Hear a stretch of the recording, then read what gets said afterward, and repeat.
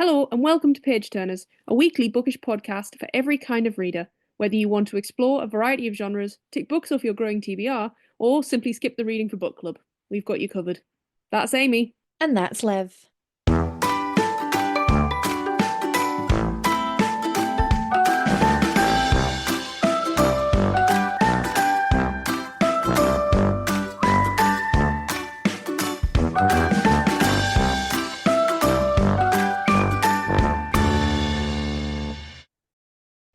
Hello! Hello, how are you? I'm Since good. I feel like we spoke so well, we had such a long gap before Friday, and now I feel like we've recorded so many in a row. Feels like old times. Yeah. Yeah, it feels like panicked times, yeah. Yeah, it does. Um, yeah, no, I'm good. I'm sort of off the high of the 50th episode, now back to business, Yeah, back to Uh, business. Yes. mm. Yeah. How have you been? Yeah, not bad. Went shopping this weekend. Fun? Um, and then did some little DIY. Had a little bit of a disaster. Um, Oh, do tell. we put up some wood paneling in the lounge. You Um, mentioned. Uh-huh. yeah, I'll send you photos if I haven't already. Um, and we managed to knock out all the socket power to the lounge and the dining room. Um, Oh, and then all's fine, all's fine. We thought we were gonna have to go into the plasterboard, figure it out, but no, we mm-hmm. took the screws off, took the panels down. Our next door neighbor, all hail Tony, is a electrical engineer, so he came around and he was like, "No, I think you'll be fine." Blah blah blah blah. Put the panels back on, put less screws in, but kept the light on, kept a little lamp on. And what did he Mm-hmm. say? He was like, "It's only 270 volts. It won't kill you." We were both like, um, Oh, uh, Tony. yeah, and now it's fine and it looks great. It works. Great. Is it behind the TV? It is, yes. Yeah. Okay. Oh, yes. Do send me photos. I don't think you've sent me them yet. I apologize. I will. That's a mishap on my part. Did you go for the sort of like the audio style, like the acoustic panels, or did you just go for panels that you guys had built and painted? Uh, Acoustic audio style, and you can see Yeah. me heavily, heavily bunny earsing, air quoting this. Yeah. Yeah, My parents have it behind their TV. It looks cool. So, yeah. Mm. clearly two households of excellent taste. Oh, absolutely. Sue and Craig, they're fantastic interior designers. Big up Sue and Craig's interior designers. Mm, big 'em up. How Um, have you what do been? we do? I've been good. I've been getting ready to go to Poland because we go on Friday. Woohoo. And I thought I was packing for similar weather to what we're having here. And when I checked the forecast and saw some people on social media and stuff and spoke to people that are there right now, it's like 25, 26 degrees there. So I need to, the packing list has been deleted. I need to start again. Yeah. I'm never prepared for an unexpected summer. No, I don't like it. I know that's like quite an unpopular opinion because everybody loves it when it's sunny, but I don't if I'm not prepared for it. No, that's it. And also, I don't like it when I'm away from my own home because I'm a sweaty pig. Mm, Like, and mm, there's no doubt about that. I get it. And and I like to be able to change outfits during the day. And if I've only got carry-on luggage, I'm fucked. Yeah, we don't. We don't. We've got some hold luggage, but which is nice. That gives us a little bit of room. But I'm like I'm trying to put in the group chat like, so are we gonna be coming? What time are we going to be back at the hotel for? And what we're gonna be doing? Because I'm similar. Like I want to have multiple if it's hot, I want to have multiple outfits during the day. So Yeah, yeah. um but yeah, it's gonna be hot. I haven't got any sun cream. I'm not prepared at all. I'm gonna have to go to Sainsbury's tonight, probably get some bits. You Big could up do Sainsbury's. a flying out of Edinburgh. No, Glasgow. Does Glasgow have a boot? You could do a click and collect on the other side. I think I didn't know you could do a click and collect. That's cool. I think it does. Yeah. I haven't floated there for a while, but I'm pretty sure it does. So yeah, it's a good idea actually. I never thought about that. Thank you so much. Thank you. Thank you.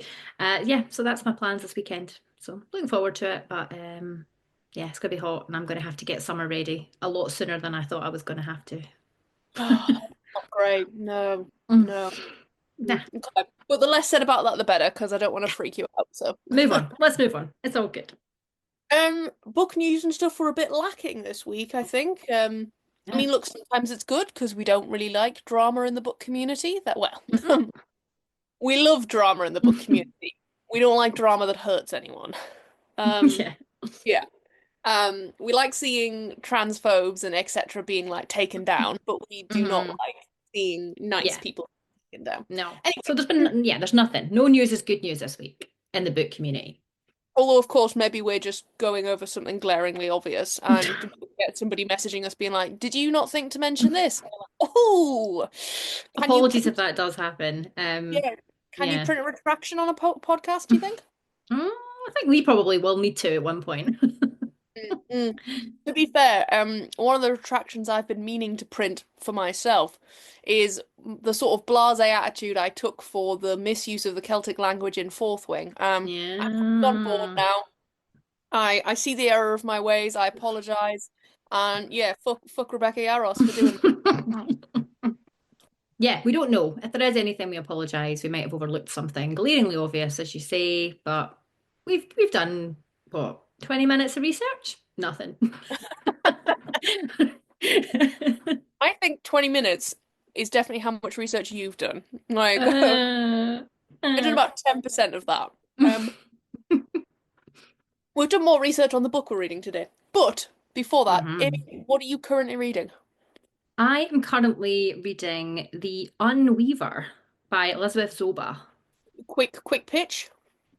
1920s London.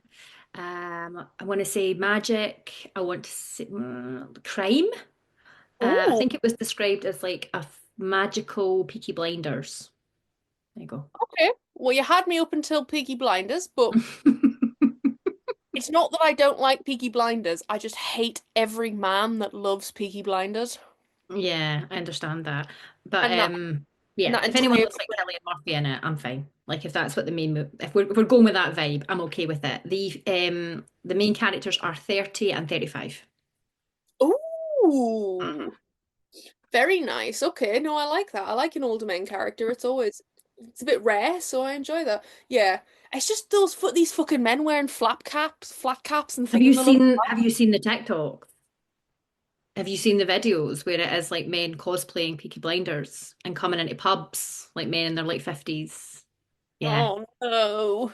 I'll send you one if I find one. No. Please, no, my algorithm. I'll send you Yeah. one. Our algorithm as well. Like as I as might just send it to those you personally. I don't want to yeah, I mess mean up that's the it. page turners one. Oh God. Awful. Right, anyway, moving on, moving past What are that. you reading? Um, I'm sort of in between a few books, to be perfectly honest. Hmm. Um, well, I'll pull one from my butt, and I will say The Prince Without Sorrow by Maitri Wuheskera. Okay. A That little is pitch. that is a poor pronunciation as well. That is yeah, so it's like um the Empire of Ancient India inspiration, Ooh, um witches, romance, angst, political intrigue. sounds great. Yeah, Okay. yeah. Did you finish the really cute one that you're reading? The like cozy vibes one? Did you? Oh, was it good? Yes, it was Oh, phenomenal. And I would highly great. recommend it. Like it's just so like low stakes. I'm really sort of loving them as I get a bit older as the low stakes sort of The low cozy. stakes. Hmm. Yeah, Yeah. just like, Hmm. I just want to feel like, you know? Sometimes you do. Sometimes you don't want to read a book and feel really sort of stressed and anxious for the characters. Sometimes you just want to feel relaxed and happy. Oh, that What are you sounds talking good. about? What are you talking about? Well, All right. Um, Amy, would you like to tell us what we've read this week? this week we have read The Rose Bargain by Sasha Peyton Smith. Yes, we have. Um, came out came out earlier this year and was pitched as The Cruel Prince meets The Selection meets Bridgerton. It came out on the 4th of February this year, so fairly new. Delightful. Okay, I'm going to kick us off with some trigger warnings. Okay. Um, These are pretty in depth, so take some of these with a pinch of salt.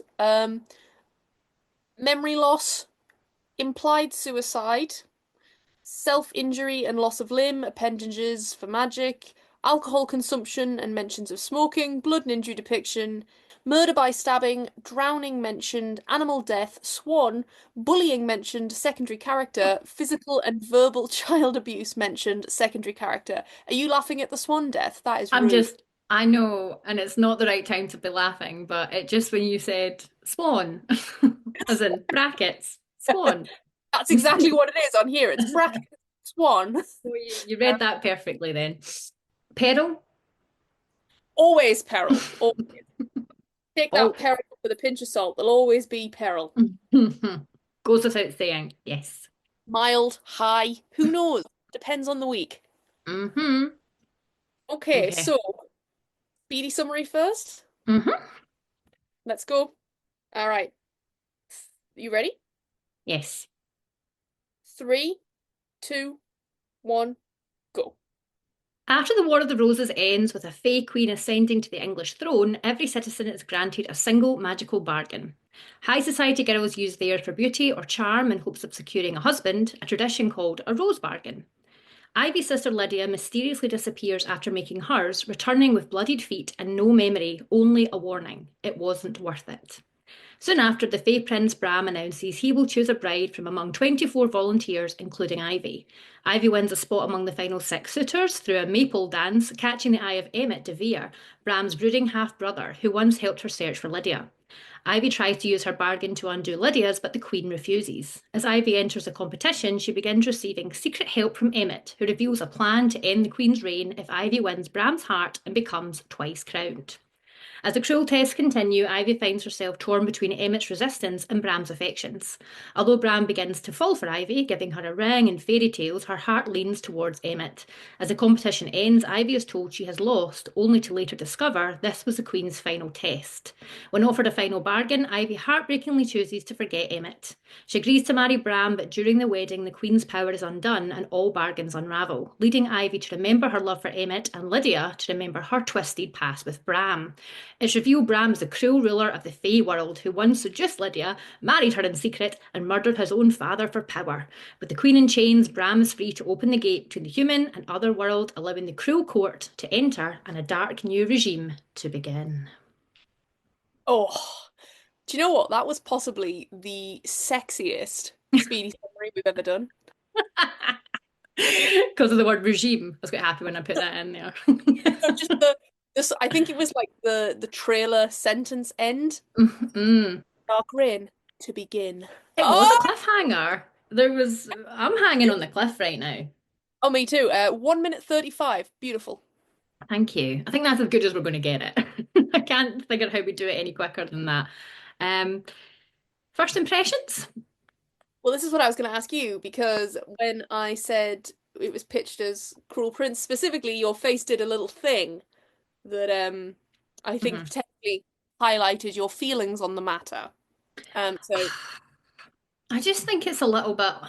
I kind of feel two ways about these sorts of things. When books are compared to other books, I feel like it's sometimes totally unfair yep, on the book to have to be competing or, in comparison with another book. When it's trying to be its own thing, it's trying to do its own thing. And then other times I get a bit frustrated because whether it be the publishers or whoever are clearly using it to just sell books. Okay, and it's yes, not always the intention of the author anyway. Um, I understand the idea of the kind of trickster fae, and maybe that being similar to the Cruel Prince, but it mm, no, I wouldn't say it was very Cruel Prince-like to me. I I completely agree with you in everything. I think we were both aware that we were going in with something that was going to have to hit really high Yeah, standards. yeah. If you're not fans of The Cruel Prince, if you're listening to this, if you're not fans of The Cruel Prince, first of all, second of all, that's okay.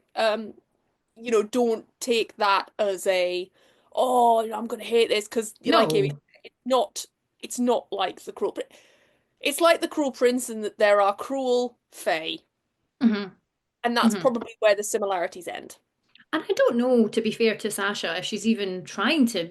I mean, I think she's trying to use the lore of the fairy and trickster faes and bargains and magic and all that kind of thing. But I don't think she's trying to write a similar story to Holly Black. Yeah, it's like here's a sort of a comparison. It's like saying Fourth Wing's like the Hobbit because they've both got a dragon in them. Fair. That is very fair. Did I kind of feel that I fancied Bran more at the end when he was giving me Carden vibes when she came down the stairs? Yes. Is that my own problem to deal with? Yes. Yeah. Is that something we should hold a mirror up to in another episode? Yes. Yes. Not now though. Not Not now, now. not now. First impressions for me, I was sort of instantly hooked. Like Hmm. when it got to I at first I rolled my eyes when she meets Emmett DeVere in the carriage and I was a bit like, Hmm. here we fucking go. But then she never hears from him. No. Or she gets to the palace and everything. And I was like, okay, hmm, this isn't going the way I thought it was going. And I think it kept that up throughout the book. Yes, Hmm. there were cliches, yes, there were tropes, but I definitely don't think it led me on a stereotypical YA sort of chase. No. Right away, as you say, I was similar to you. As soon as we mentioned the Queen rising to power, the Mm, bargains, I was in. I thought this is a cool world building idea that Sasha has here. It's different from anything I've personally read before. I really liked it. yeah, Um, and then when the competition kind of came in, I just felt like the pacing was actually pretty good at the beginning. yeah. Yeah. I thought it was don't get me wrong, I think it took a little the first chapter was a lot. Like, because I was just like, I don't give a shit about this fucking king. Like, I don't give a shit. Yeah, but Like, you summed it up though, because I think you tried to read it, was it straight after Gifted and Talented? And then you said you started it and were instantly thinking, no, I can't do this right now. And I get that because I had to really not struggle through the first chapter, but sort of force myself to read it, but thinking, I don't care. Just- let's just go, let's just get into the story.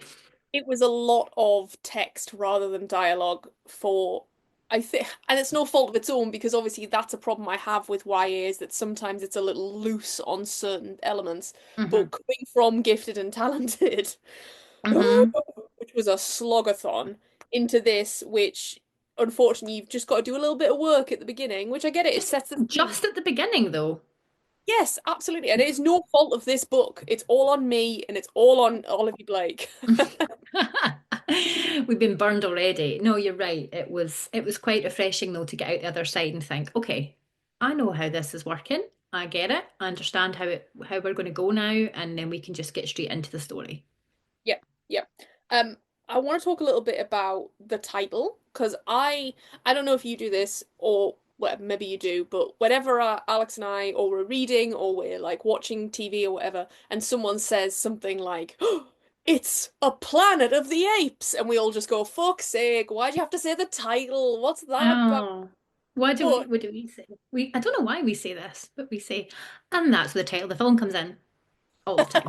yeah, similar thing, just like or it's like a nudge, nudge. Yeah. Um, Uh-huh.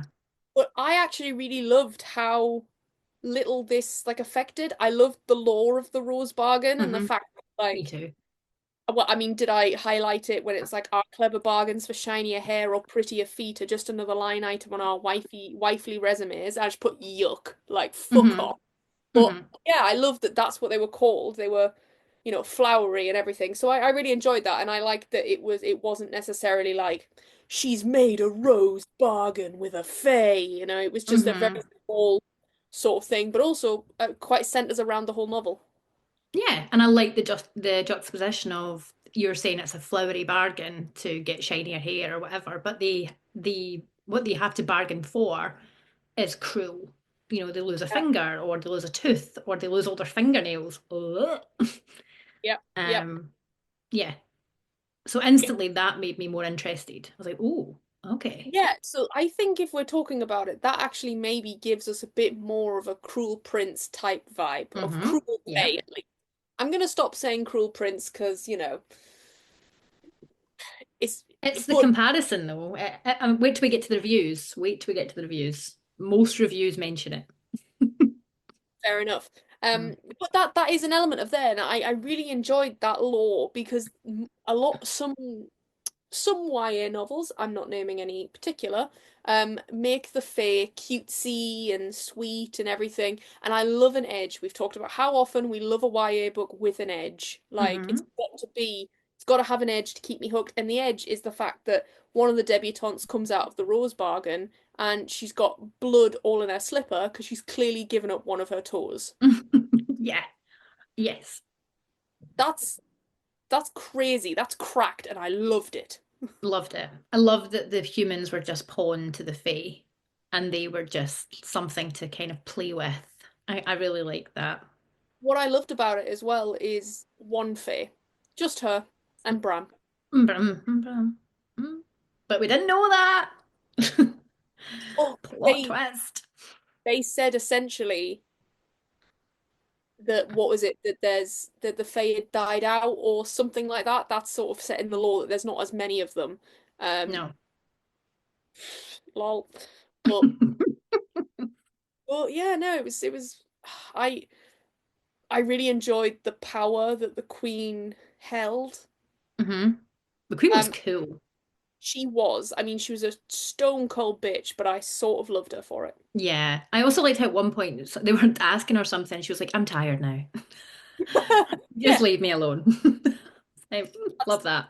that's how I want to be when I get old. And Hmm. if I have to live past 80, that's how I want to be. Hmm. Hmm. That's like my Ah, gran. She just falls asleep when she's talking to you. And I think, fair enough. It yeah. was wasn't interesting what I was saying. You know what? Been here an hour and I'm bored. Can someone take me home? Like that's the vibe I want. That's the vibe. Love that. So something I really liked about this one was there was obviously there's a romantic relationship, and we'll cover that later, but there was also some really lovely friendships. Yeah, female relationships as well. Yeah, And yeah, the ability to sort of like, well, because at first I was a bit like, ugh, rules me too. eyes. The sort of like, oh, they're like, there's a really pretty one who's obviously going to be the one he chooses. That's everyone's like the public's favorite or whatever. And like, oh, she's clearly going to be the mean girl or whatever. And then there was a Mhm. mean girl but actually, the mean girl, she was sort of frosty for a kind of reason. But the rest of them were really lovely. I know, I thought the same. I rolled my eyes too because I thought, here we go. It's going to be like a reality TV show. They're going to pit the girls against each other. It's all going to be everyone wants Bram, and they're going to be backbiting and treat each other horribly to win. And we didn't have that. They were actually all really lovely and supportive, and it was lovely. Yeah, yeah. I even enjoyed Olive. Olive Hmm. is sort of like who does she remind me of? Have you ever seen the film A Little Princess? Hmm. Mrs. Minchin's sister who runs away with the milkman? Oh yeah, niche. Sorry, that is a very niche um, Everyone just listening, going, no, yeah, no. sorry everyone. But like bubbly, cute, sort of a bigger Hmm. lady or a bigger girl. And like just loves baking. She's the one that what she's got her teeth straightened for Yes, the fingernails to be. She's got no she's got fingernails. no fingernails, and they, yeah. Hmm. I don't know. Do you know? As long as it didn't hurt to touch them or whatever, as long as it wasn't like, as long as it was just that no fingernails would grow, they were gone, and it was sort of like sk just skin normally. I think that's probably one of the best bargains. I was actually thinking that what was the best one? I mean, do you not think though, because the Queen is so cruel, that it would have hurt to get them all off? I think it might have hurt to get them off, but I'm not entirely sure it hurts No, I don't post. think it hurts all the time because she's always doing, as you say, she's a baker, so she's always doing things with her hands, isn't she? So she's fine. I loved the bit where she was like, "Oh, actually, I really love the fact that I've had my nails taken off because the dough isn't getting underneath my nails anymore." And I was like, "Do you know what? We love a silver lining." I love a silver lining queen. I just, yeah, love Um, that. Mm. But she is sort of seen as the weak link. But then Yes. on one of the tasks, she is a little devious. And she sort of Hmm. like everyone sort of walks out together in solidarity, but Olive comes back and completes one more task within to win.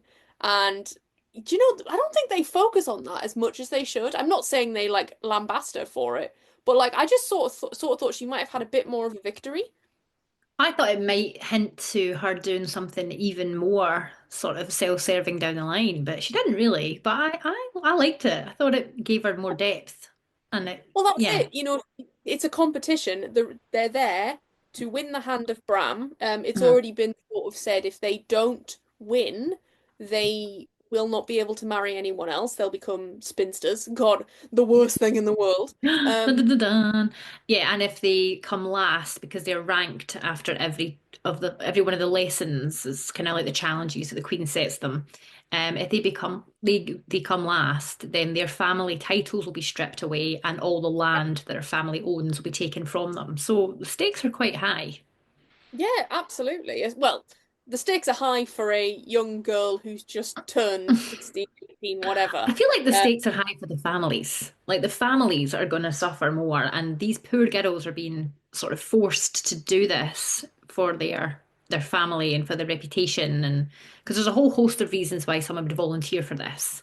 So Ivy beginning. has to because of Lydia. Lydia's brought shame on the family because after she made her bargain, she disappeared, and when she came back, there was some kind of rumor that she had tried to elope with someone They and yeah, he was killed. they tried to make it seem a bit less scandalous than it was, other than that they just don't know. But then that Hmm. was disproved, and she was then, and also Lydia's fairly catatonic about the whole thing. She doesn't remember. She No. doesn't And remember she the just spends bargain. all day in her bed, doesn't she?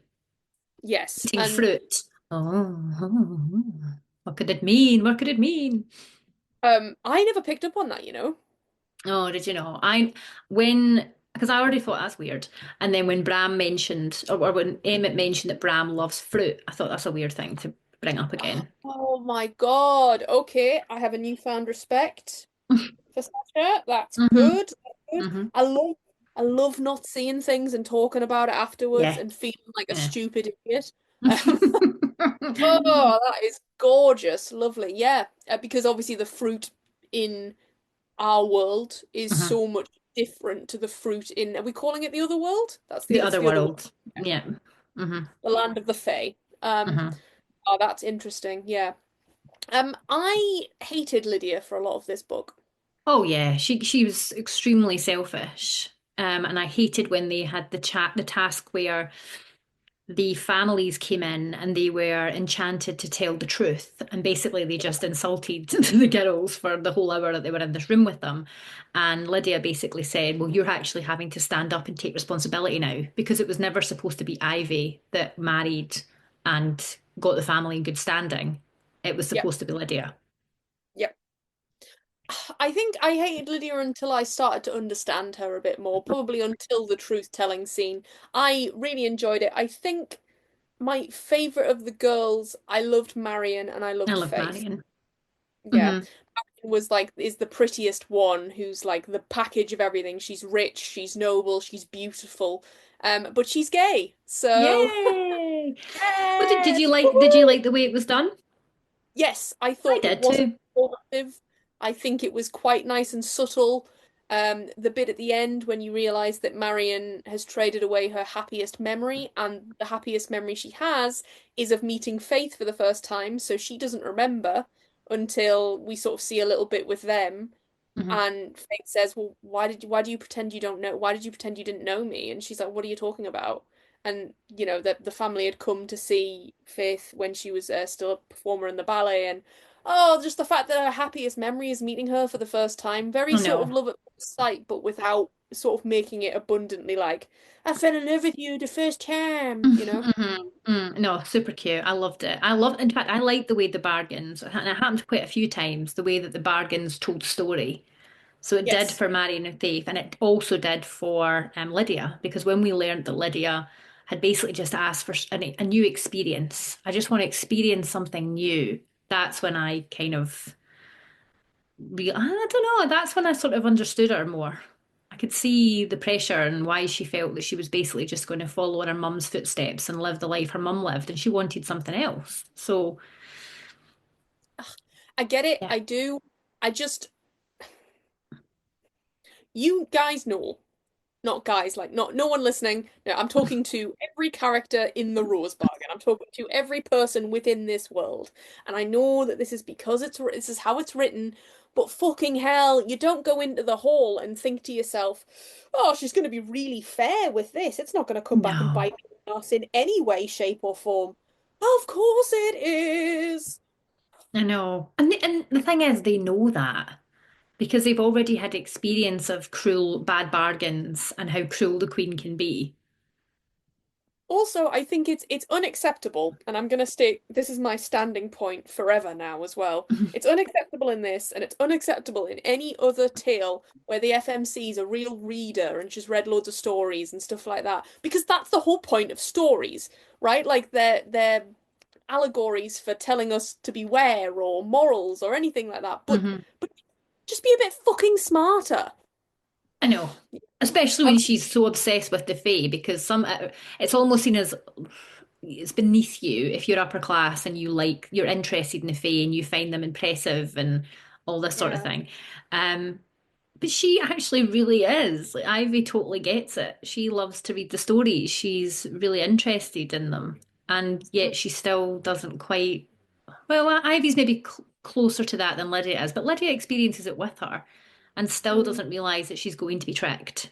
I think we're supposed to believe that Lydia's so desperate to not be her mother, like you Oh. said. But I mean, what a request though. I mean, that's I mean, wide open to be manipulated and to be twisted so easily. surely you could slip in the loophole of I'd like to experience something new whilst not jeopardizing my standing in society and whilst not jeopardizing my health or my Yeah. life, something like that. For fuck's Hmm. sake.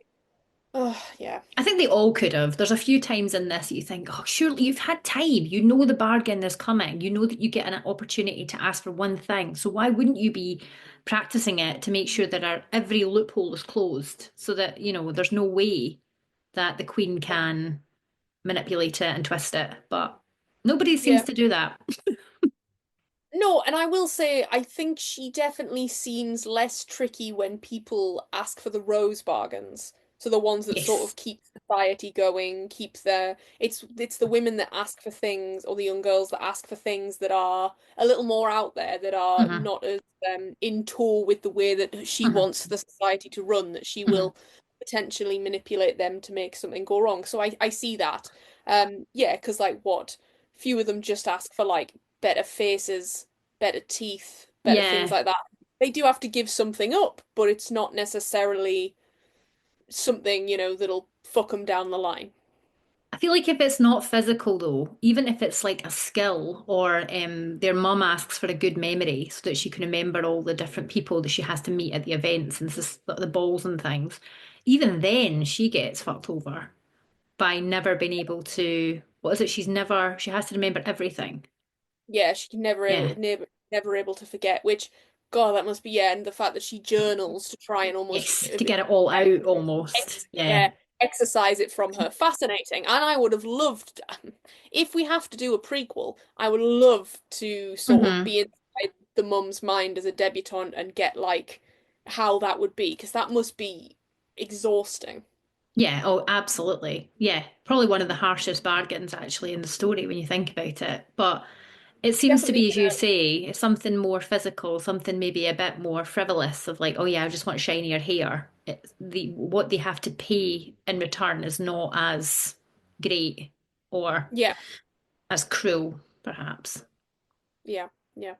Um, Definitely with the memory one, that takes its toll in the long run with the longevity for sure. Um, And I don't even know if the Queen would anticipate that would happen, but she probably does because she's cold as ice. Yeah. Um, should we talk about the relationship with the boys? Blech. If you want. Um, Hmm. so we're pitched as typical sort of like reckless rebel, sexy boy prince and Hmm? wet blanket younger brother. Yeah, that's it. We've got a dark, he's brooding, he's a player, he's a rake. And then we've got the prince who's like, he's a good guy. He's so respectful and kind to everybody. Hmm. Didn't see it coming. Boring. Yeah, that's it. I think she did so well in making him stereotypically not the one we're obviously all gonna go for, that she makes it so that he's able to slip under the radar and have that twist at the It's end. so good because typically you would be like, we want the villain to get the girl, right? Like that's usually what we all want. So now I'm like, oh, who's getting Bram? And may I volunteer? I volunteer tribute. Yeah, so I've never seen that done before, actually, where you get the kind of wet blanket boring one, as you say, who then becomes maybe the more desirable one. We'll have to see how it plays out in the second book, but color Yeah, me intrigued. I don't think he's going to be the more desirable one to her. I think he's No, going to not be to her. Not to Ivy. Let oh, Ivy have Emmett if she wants. sorry, I forgot this was all about you. You're so right. Yeah, I that's fine. No, completely forgot. no, who else could have him? I don't know. Maybe we've not met a cool enough character yet, but yeah, I'm intrigued to see what happens in the second one because I've never seen this before where I'm actually like, oh, he's maybe he is more interesting now. Yeah. Emmett was interesting to me. Emmett was, and I don't listen. I'm not saying that I have any. There's no issue with men expressing their emotions. That's okay. It's he just. It was a lot of what you're doing that face for. I'm waiting for you to say something like where Oh. I'm like, we'll have to cut that. No, no, but I didn't quite understand what she was trying to make him. Was he brooding? Was he a Right. playboy? Was he absolutely in love with Ivy instantly? Was he emotional? I couldn't quite pin him down. He was sort of all things, right? Hmm. But Like, why? Because he was multifaceted, or because we wanted to make sure that we all liked him? very true. And I'm so sorry. I'm gonna have to redact my earlier thing from the beginning. I'm just on Sasha Peyton Smith's website and she does have content warnings. Well, we said, can we do that? And we can. So we've done it live, There the you go. podcast. You just got to wait half an hour before I do it myself. I was just looking to see if the second had been announced. No, I get exactly what you mean in terms of he was almost like crafted to be the sort of perfect book boyfriend, but I feel like in doing so, in taking bits from everything, she sort of made him a little messy. Diluted it for me a little bit. Yeah. Yeah, I think to be fair, I'm totally over like brooding motherfuckers unless it's done perfectly. Like Mhm. I'm sick to death of um I'm just gonna keep it to myself 'cause it's the only way I can protect you. So I really Hmm. respected Emmett for drawing Me her into too. the and sort of being like, all right, cool, yeah, this is what we're gonna do, Hmm. bada bing, bada boom, etc. Um, I liked him I at the start. I liked the fact he wasn't like a brooding shadow daddy alpha. I'm not interested in that anymore. We've read it so many times. In my mm, opinion, it's not done very well most of the time, and it's a complete cliche now as well. So I actually was quite found him quite refreshing. At the end, for me, he became quite messy, and I wasn't quite sure what we were trying to do. If we were just trying to throw everything at him and see mm. and appeal to as many people as possible, as you say, to become the kind of perfect book boyfriend. I don't know. But maybe we'll see more of him in the second book and he'll become more well rounded. But at the moment, it just felt a little bit disjointed. So did you feel that sort of like he did change up quite a lot with like, oh, I don't want to be with you or I can't, and then he was like, oh, I didn't mean it, or yeah, Yes. And then he was like, yeah, it got I'll beg you not to marry him. A minute ago, you were just telling her she had to marry him. yeah. I wonder whether potentially that wasn't done for his benefit, but for Ivy's, because she then has to go and be the one to make that self-sacrificing decision. She Hmm. then has to be the one to ask to forget him. And yeah, so I think that's definitely probably less for him, more for her. But it, Maybe. And don't get me wrong, I'm an angst girly. Give me angst. I want to read about it. So when she did forget him, I was like, oh, okay, all right. I mean, it only lasted for like a chapter, but still. That's it exactly. She was like, "Oh, and I'll never remember him again. It was such a hard decision." I'm like, "Love, if this actually comes to fruition, all he's gonna have to happen. It literally, it's there was not one mention, I think, and I will obviously hold my hands up if I'm wrong, in her being like, obviously, of course, if his plan is right, all bargain should Hmm. fall, and I should then remember him again." Yeah, She writes him a letter as if she's saying goodbye. I Like, know. But I like just the wedding is in 2 days, and once the wedding happens, you should remember him fine because all the bargains are going to break. So what are you worried about? I just honestly, yeah, I wonder whether there's a different, maybe this was written, I don't know whether there's a little plot difference or plot change or whatever, where the wedding happens later or something, I don't know, because it just definitely felt like she was saying goodbye and it felt like the climax to only be like, and he'll have to spend the second book hunt or like trying to get her to remember him or whatever. But then it was like, nope. I thought we were going to get what other book had that? Was it I can't remember.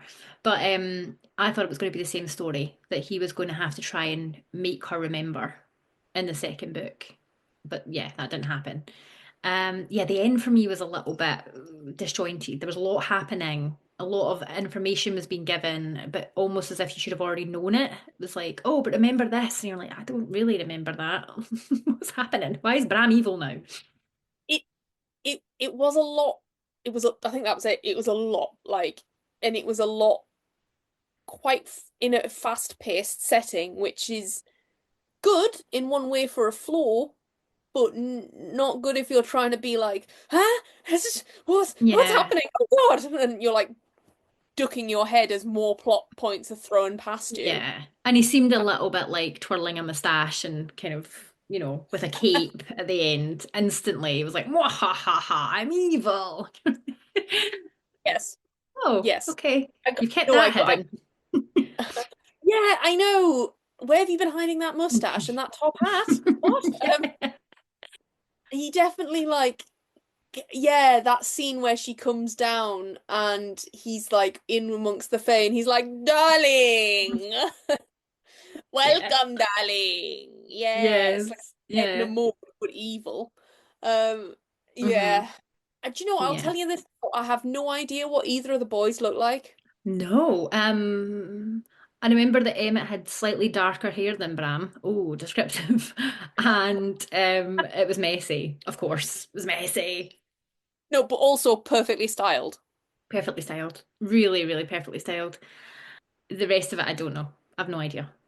I assume No, they looked perfect. I assume of course. What I love is that they both look perfect despite the fact that Emmons a loser human and Bram's still an infinite fae.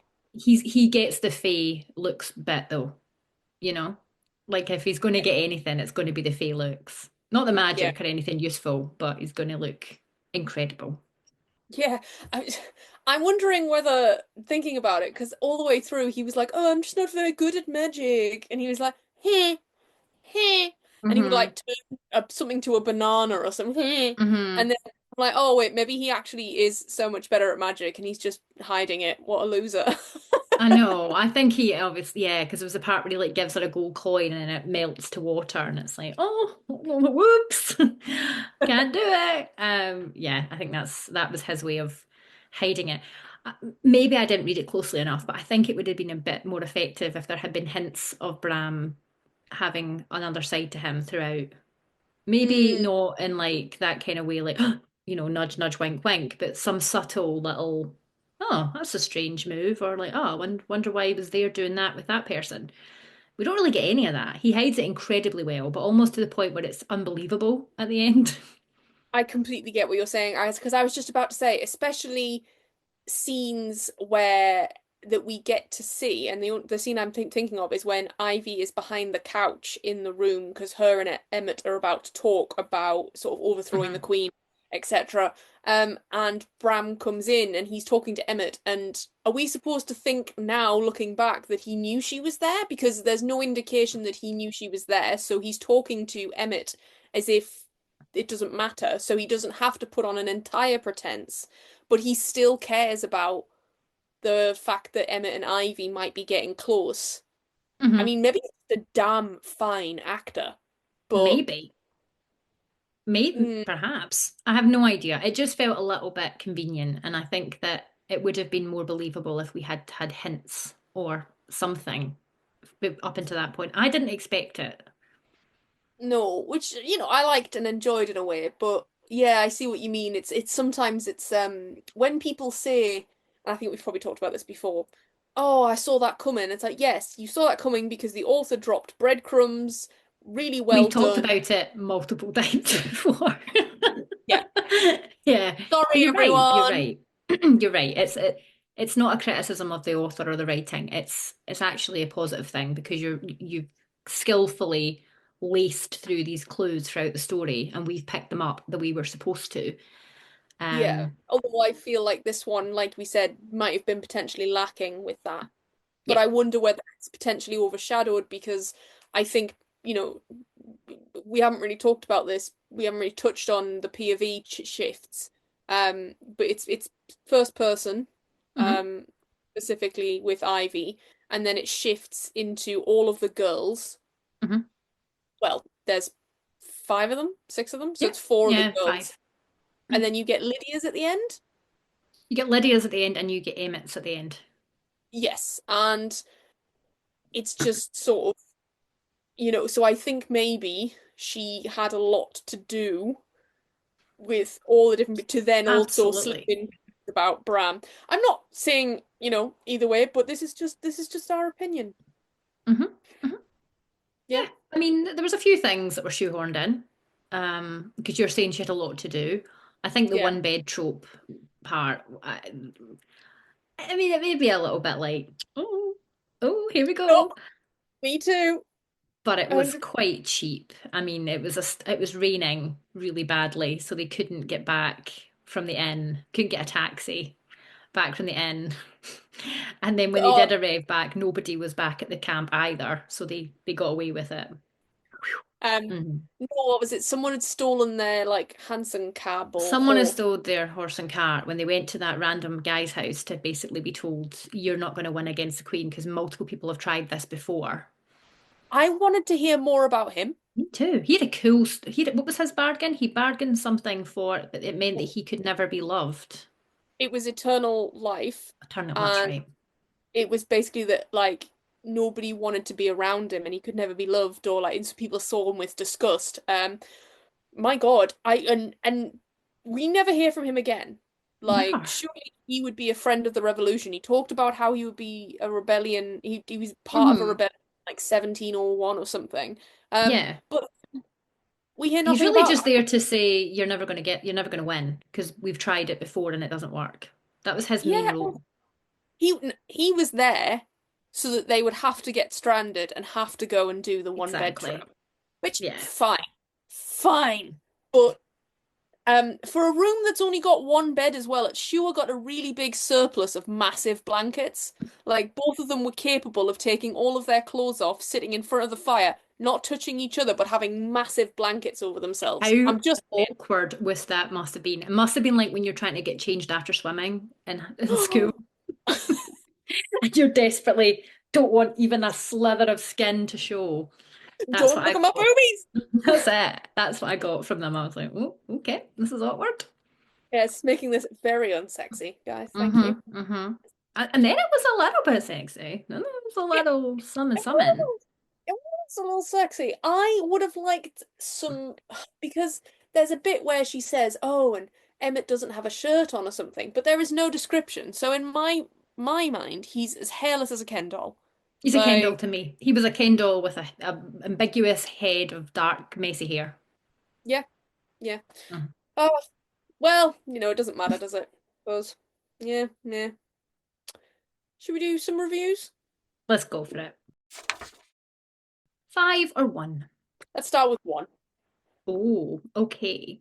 Quite a scathing review. Ooh, This person felt like the author had been too heavily influenced by other popular fantasy books. interesting. You can read between the lines of what they actually said, but I've just paraphrased slightly to make it more palatable. Boo! Read the review. Yeah, basically just accusing them of plagiarizing. So, Oh, wow. Okay. yeah, Sorry. Plagiarizing what? Have they named the book? Have they named Cruel they Prince? haven't, they didn't name Cruel Prince. They just said that there are lots of books where this author has clearly just stolen things straight from the story. I think you need, I mean, unless we're thinking about a completely different book, like, unless we're like, there's a bunch of books we haven't read or don't know about, I'd say this is probably, there are a lot of similar plot lines and stuff in fantasy.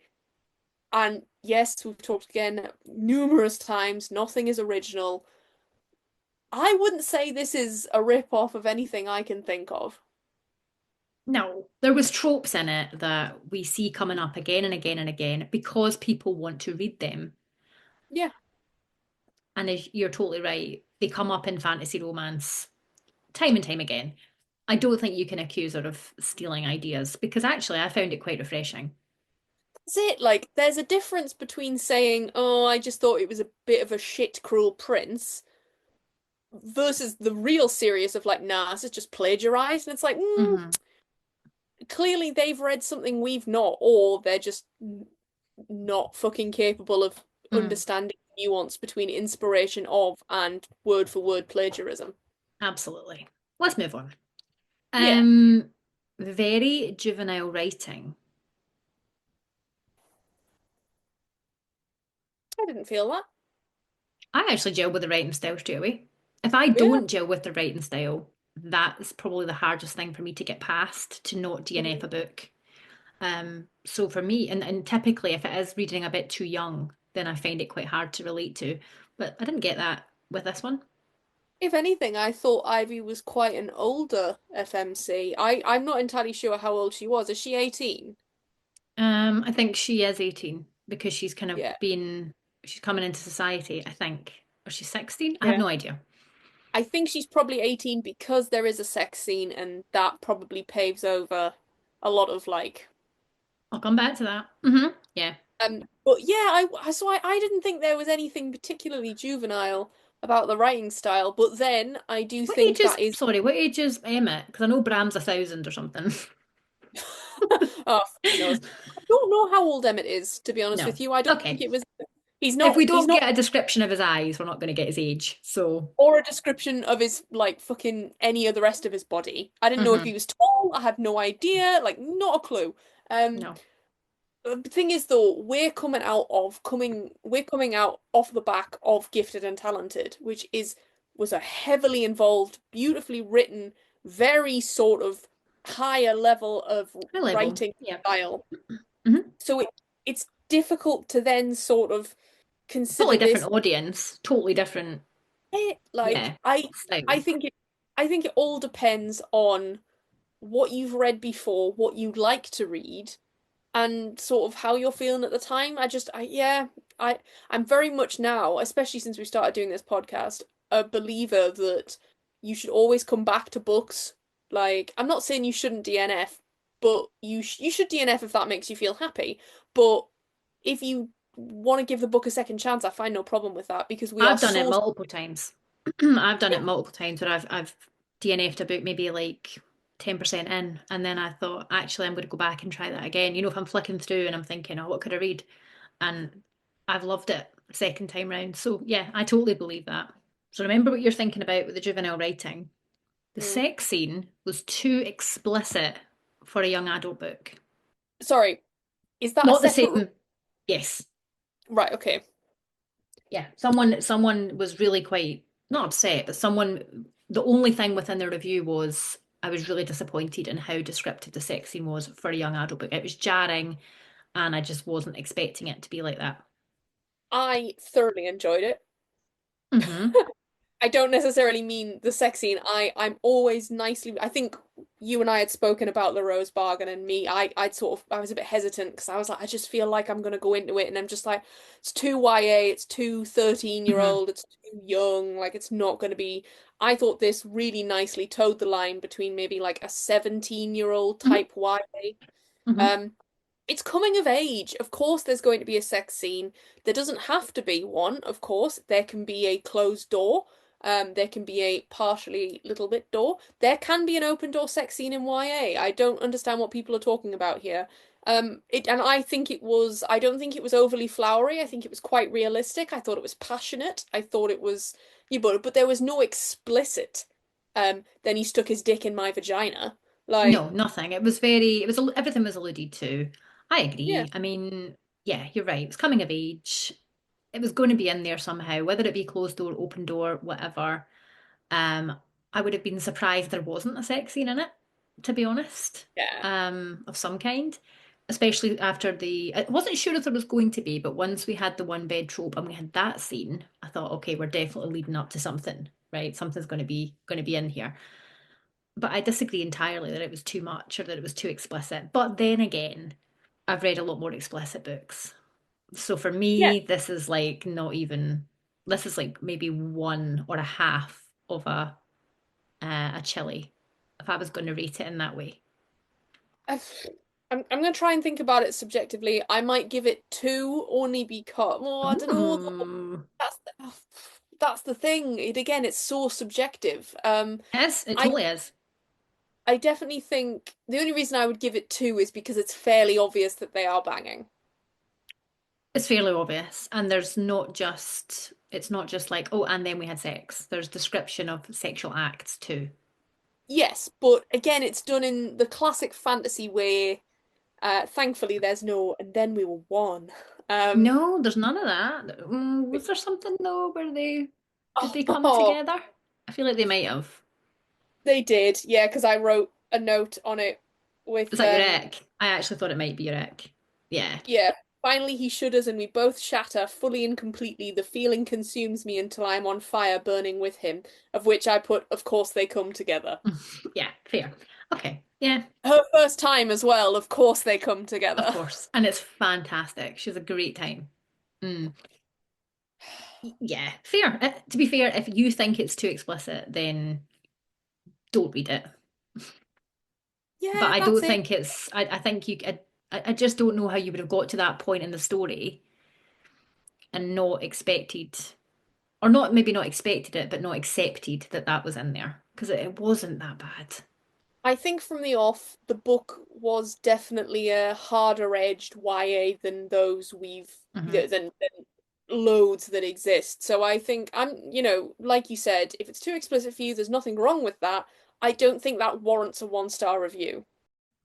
Okay, next one star. It was poorly researched. The dialogue and language used didn't fit the time period. Oh, bore off. This is Mm. clearly not meant to be our England, our United Kingdom, our whatever. I don't even think there's any reference to the UK at all. Like, Not the UK, no. I mean, it's definitely London. There's references to the Thames and things like that, and Kensington Palace and whatever else. But yeah, you're right. It's very loosely set in yeah. England. Also, I think that comment's only valid if it's pitched as a historical fiction, which it's fucking not. So No, get over no. yourself. Like, it doesn't. There's a few Who? mentions of things like, and to be fair, I thought she did a pretty good job, but there's a few mentions of the fall rather than autumn, and some Americanisms kind of creep in. But it didn't take I was because I was trying after I read that review, I was trying to think of things that might have taken me out of it, and nothing really did because I wasn't expecting it to be this absolutely bulletproof story where the research was so diligently done. Because it's, as you say, it's romantasy. Like, come on, a fae realm. Like, I don't think this is rooted in any kind of reality. And yeah, there was a reference to Buckingham Palace. Um, it doesn't Mm. matter, man. Like, yeah, I thought no it was a one. fun setting. I liked the fact that it was in like a kind of weird London. Yeah, no, no one is that much of a nose enough to be like, oh, that's not actually historically correct. I mean, people clearly are because that People are, you but wouldn't yeah. exist. But oh, just enjoy the book, man. Just enjoy the book, 5 stars, because that's what people are saying. It's a very fun read. It's a very quick read. And it Mm. got quite a few people, strangely enough, when I was looking at the reviews, out of a reading slump. Hmm. I can see that. It's once you get past that first chapter, the plot is like, woo, sucking right Hmm. in. Yeah, Yep. 100%. Yeah, it's fun. It's quick. I'm not talking about how quick it took, how long it took us to read it because I feel like we do that every time. We're like, oh, it took me like a day. It took me like 2 days. But it was quick. It was fun. It was a palate cleanser. Yeah, good. Right.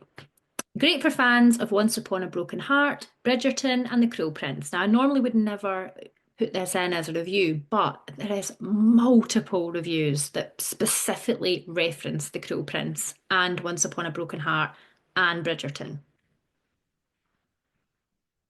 I the only Bridgerton reference is literally the debutante element where they go in and they see the Queen. That's it. That's it. Totally. It's Yeah. not as spicy as Bridgerton. It's not as tense as some elements of Bridgerton. If It's you're just reading it thinking it's going to be like Bridgerton, I think you're probably going to be disappointed because you're right. Bridgerton is really quite sexy, really tense, very romance heavy. There's not much, but there's little bits of plot around the romance, but the romance drives the story forward. that's it, yeah. And also, I mean, maybe it's set in an Edwardian London or Regency London, which is why it's Bridgerton-esque, but I don't think because, let's go back to that little one-star review, because it's potentially not historically accurate, it gives debutante time period of London. It doesn't give Regency London. No, no, fair, The fact fair. that there's a modiste, which I don't even Yeah. think they refer to as a modiste. No, they do at one point, I'm pretty sure. Oh, do they? Ah, well. But yeah, no, so definitely not Bridgerton. I've never read the Once Upon a Broken Hearts. And I I know have, I would say no. fair enough. Totally And different. Cruel Prince, I can see elements of Cruel Prince with bits of the Cruel Fae, but I think you have to be a bit more specific when it comes to it's not exactly the Cruel Prince. You're not just going to be reading a carbon copy, which I would just eat up on a plate. Um, but you're taking, they're taking elements of Holly Black's realistic Cruel Fae and putting it into a different Mm. setting. I When you think say that's the thing. What do you mean by that? Like when people yeah, say it's like The Cruel Prince, how? Plot? immediately I think people Characters? that's it, yeah. Are we comparing Bram to Carden? Because he just doesn't measure up. No, no. Yeah, exactly. Is Ivy Jude? No. Uh, Is the setting the same? No, absolutely not. No. So I don't know. I think the only thing, as I've said before, is that we're looking at tricky Fae, cruel Fae. And I suppose if we wanted to stretch it a bit, I suppose we're looking at the themes of identity, Jude trying to figure out where she fits in, Ivy trying to figure out where she fits in. But I mean, throw a dart in. I mean, please don't, because I love them so much. Throw a dart in one of those books in the two bookcases in front of me, and you'll find a book. You will hit a book that's about identity in some way or Yeah, another. it's such a wide trope. Yeah, totally. Okay, it's not fair. Oh. An electric romance. Ivy and Emmett had amazing tension and did the forbidden lovers trope so well. No, sorry. That's not a no to that whole thing. There was tension, which I enjoyed. I don't think they were together enough for it. I don't think their scenes were long enough for there to Mhm. be any It's real. insta lust slash insta love. If you don't like it, I'm just going to be upfront with you and tell you it's in there, Yeah, 100%. yeah. The problem is as well is we have Ivy who, once again, she's a very sort of virginal, pure, Hmm. jaded, potentially sheltered female. Hmm. And Emmett is this practiced sex pot about town who I'll show you the way. Oh, Hmm. there's even a mention when they're Yeah, when they're doing the do that. Oh, I know he's done this before, but he's done this before. He's done it but we've never before. Yeah. we've never done it together. And I quite Hmm. like it. I quite enjoyed the but. It's just like but it's not a forbidden love. It's a tricky love. for sure. We'll say love. Hmm. Sorry. Obviously we're going air quotes, but like in terms of the trope for forbidden love, it's not forbidden because no one says she shouldn't. No. And the only reason that Hmm. they wouldn't be together would be because she either was married to Bram or failed to marry Bram, so therefore couldn't marry anyone, and also he's a prince in the public eye. So, like, it's not Hmm. forbidden in any way. Oh, no. No, no, definitely not. It's a romance that I'm going to forget about in the next couple of days. None of this story. I think that to be fair, I think the actual plot will stick with me.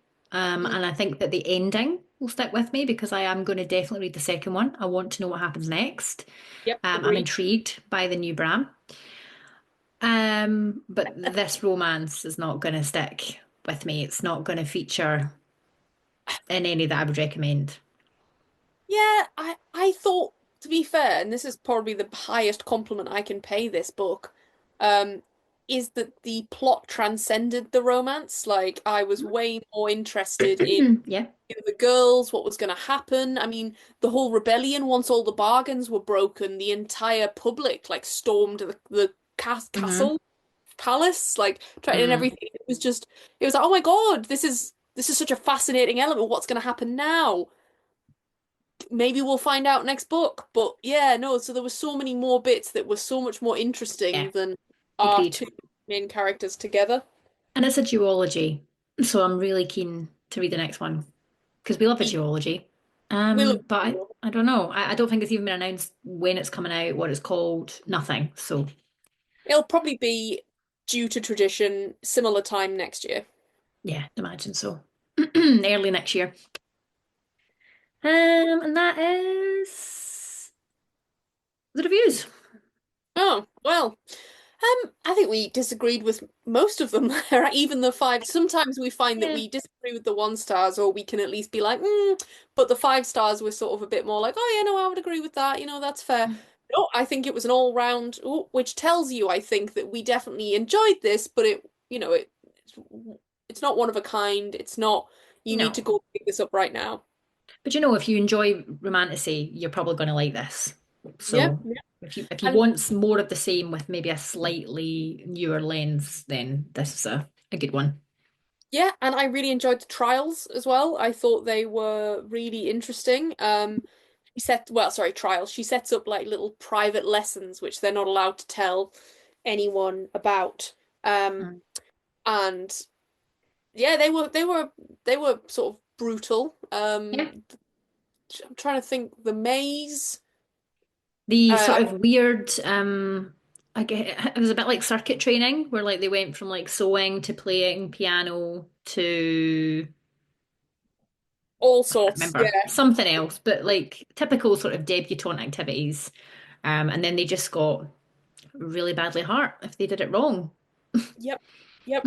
Um, And then, yeah, then of course we've mentioned the dinner with their friends and family when everyone tells the truth. But no, I thought that was a really interesting element, a really dark element, but it amounted really to nothing because she even said at the beginning there'll be a point system or whatever, but Bram makes it clear that he will have the final say. So essentially, it was completely pointless. Yeah, it was. I think it was just cruel for cruelty's sake, which is kind of what we get at the end when the Queen sort of, as you say, just basically tells them all lies and says you've lost and then wants them to sort of undo everything they've just done to fight for their place. But Hmm. Bram's made his mind up already, so it doesn't really matter. I think Bram made his mind up at the fucking choosing ceremony, like, I just, which, yeah, yeah, but then I wonder whether that's hindsight that we can look back on and be like, right, so he's already picked Ivy because he's already married to Lydia. Oh wow, yeah, yeah. Cas casual bigamy in the bloody book. Didn't even consider that. So he's married to No, Lydia. Yeah, so the twist is essentially that Lydia then she's asked for that new experience. She's gone to the other world, and then they've married. Well, I didn't really understand whether she loves him or she hates him. Like I I didn't. said at the start, well, not at the start, but at the start of the section where we talk about the other world and what happens to Lydia, that she loves him and she hates the fact that she still does, or something along those lines. And I was like, oh, okay. But then it turns out that he basically just becomes obsessed with her because once the Fae love you, they'll never let you go, sort of thing. So and then she finds out that they've been keeping human prisoners, and then she runs away back to the forest and just so happens to find the door out of the other world back to the human realm. It all becomes a little bit Yeah, messy. yeah, messy. Messy is exactly the word. Yeah, we Mhm. mentioned it before. Yeah, but thinking about it again, yeah, it, I also didn't think that Lydia had enough time to fall in love with him in the other world. I know that we are given the time difference that 2 weeks in Yes. the human realm is much longer, but they didn't really spend any time together. It's fine. I'm sure that there's some sort of thing in the second book that gives us maybe a little flashback. Who knows? But I also don't care. No, the next book is just this cruel new sort of all the Fae are here and everyone's going to get like mistreated by them, and Bram's just going to go and be like a spoiled little prince. I'm here for it. I feel like we're not going to get that. I feel we're going to get full on dictator because I feel like Sasha's going to have to make him the bad guy completely. Yeah, so that we no longer have any sort of romantic feelings towards him as the reader. Yeah, you're right. Ugh, Well, never mind. Don't make him hot at the end then. final thoughts. Do you know, I went in with, and this sounds really nasty to say it, I went in with quite low expectations because I thought it was just going to be a copy and paste of things I've read before. And I wasn't keen on the idea of it being all on the same lines as Cruel Prince. I don't like when books are compared to other books in that way. But I had a good time with it and I was really quite engaged. And yeah, I'm looking forward to the next one. So it definitely surpassed my expectations. Yeah, thinking back to that 5 star where it said that you mentioned that a lot of people said it got them out of reading slumps. I completely can see why. It was a really easy Mhm. read. It didn't really like bog you down in a lot of minutia. Um, I thought, yeah, it was great. The magic system was very simple. Is that Mhm. in we don't have any magic, the Fae do, and it's basically limitless, man. It's just like, well, they can do whatever they want, really, They and can it's do like what they want. You can do nothing. That's about it. Yeah. easy. Yeah, no, I'm looking forward to the second one, like you said. I mean, I won't reread this before the second one Oh comes out, no. and that No. should tell you my feelings on the book. Not that I didn't enjoy it, but it's not a book that I'm like, also not a book that you need to be like, oh, this is what happened. I mean, look, if you're desperate, read the last chapter. No, if you're desperate, listen to the speedy summary. I've told you what happens. Oh, there we go. Yeah, of course. We're desperate. Come to us again. Yeah. Um, yeah, yeah. TBR, move it up, keep it where it is. Um, No, I wouldn't say so. I wouldn't say move it up. But if you are in a reading slump, give it a go. Because yeah. actually, after Gifted and Talented, it was a nice palate cleanser for me. So, Wasn't it just? Jesus mm. Christ. Yeah. Yeah, I agree. There's no need to rush to get it, but yeah, I'd say I definitely pick it off the shelf. Oh yeah. And it's if you see the edition, I don't know if it's a Waterstones edition, I don't know, but it's a very beautiful pastel pink edition. Stunning. I think there's two. So there's the Waterstones one and there's a Fairy Loot young adult one. And I think the Loot young adult one is the pastel pink underneath Yeah, with, yeah, stunning. I Yeah, think it's really gorgeous. pretty. Gorgeous. Um, yeah, it's fun. It's good fun and it's easy to read. And as you say, it's not like you're going to get bogged down in world building, lore, magic systems, nothing like that. You'll understand this super quickly and then you can just get straight into the story. The first That's it. chapter's a bit of a slog, but get through that and then you'll be fine. Yeah, yeah. I think it has the elements of YA that I enjoy the most. Like, not too heavy world building, very similar, like, oh yeah, this is probably how it's gonna go with a few twists, Hmm. but then also with that extra edge that we talk about, Yeah. which is very important for Yeah. us, at least our view of YA. So yeah, thoroughly enjoyed.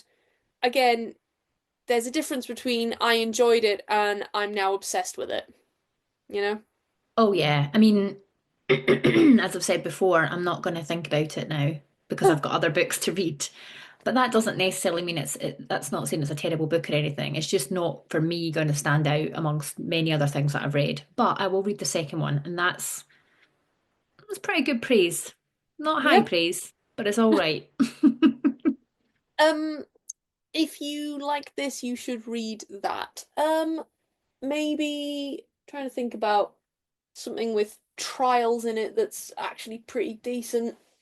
Uh, I mean, read the books that it's been not compared to, but well, it's been sort of said in the same sentence as. hmm. If actually, I think you might enjoy Ash Princess by Laura Sebastian. That's a good Um, one. that's a good trilogy. Hmm. Um, maybe I want to say like Heart Kiss of Deception by I want to say Margaret Rogerson. She also does something else. Mary E. Hmm. Heart Kiss of Deception by Mary E. Pearson, and maybe what's it called?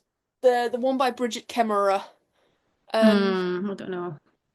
Or once no, that's a vow a heart so broken and something a, a curse so dark and lonely.